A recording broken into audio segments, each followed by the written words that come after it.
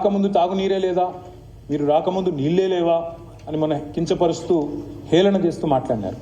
నేను వారికి ఒకటే విజ్ఞప్తి చేస్తా ఉన్నా, మీరున్నప్పుడు కూడా కొన్ని తాగునీటి వనరులు సృష్టించినారు, మేము సృష్టించలేదు అనలేదు. కానీ మీరున్నప్పుడే కదా ఫ్లోరోసిస్ వచ్చింది. గ్రామీణ నీటి సరఫరా మంత్రి నల్లగొండ నుంచే ఉంటాడు. ఫ్లోరోసిస్ కూడా నల్లగొండలో 1,00,000 మందిని ఇబ్బంది పెట్టిన మాట వాస్తవం కాదా? వాస్తవాలను ఎందుకు దాచే ప్రయత్నం చేస్తారు?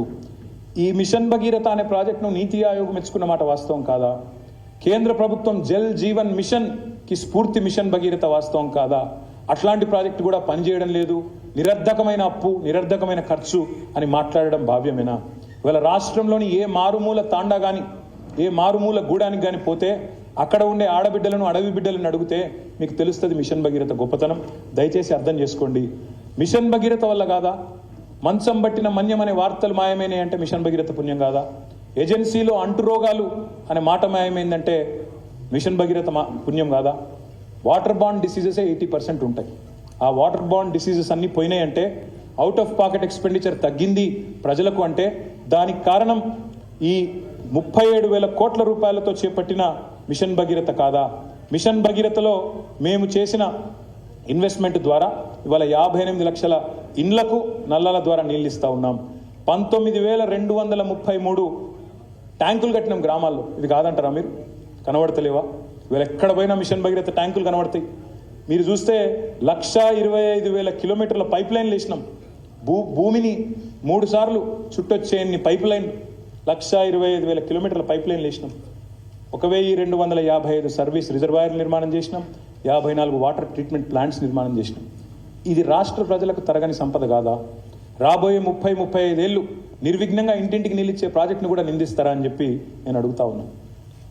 ఫ్లోరైడ్ నల్లగొండ లాంటి జిల్లాలో సరే ఇవాళ మాకు అక్కడ ఒకటే సీట్ రావచ్చు, కానీ వాస్తవాలే కదా. మిగతా టైంలో 24 గంటలు ఉంటేనే కదా సగటు 19 గంటల 20 నిమిషాలు వచ్చేది. అంటే అంత అసమగ్రమైన తప్పుల తడకతో వాళ్ళు వచ్చినా వాస్తవాలుగా ఒప్పుకోక తప్పలేదు. మరి రైతుల కోసం దాదాపు 37,000 కోట్ల రూపాయలు ఉచిత విద్యుత్ కోసం మా ప్రభుత్వం ఖర్చు పెట్టింది. ఇది నిరర్ధకం అంటారా? ఇది తప్పంటారా? రైతుల ఆత్మహత్యలు నివారించడానికి, రైతులు ఎప్పుడు కావాలంటే అప్పుడు వ్యవసాయం చేసుకునే పరిస్థితి కల్పించడానికి, అర్ధరాత్రి పోయి కరెంటు షాక్ కొట్టి చావకుండా, పాము గుట్టి చావకుండా, తేళ్లు కొట్టి చావకుండా నిశ్చింతగా ఇంట్లో పడుకునే పరిస్థితి తెచ్చి 24 గంటల కరెంట్ ఇస్తే దాన్ని నిరర్ధకం అంటే అది అప్ప అంటే అది అప్ప లేక మీరు చెప్పేది తప్ప ఆలోచించాలని చెప్పి నేను కోరుతాను.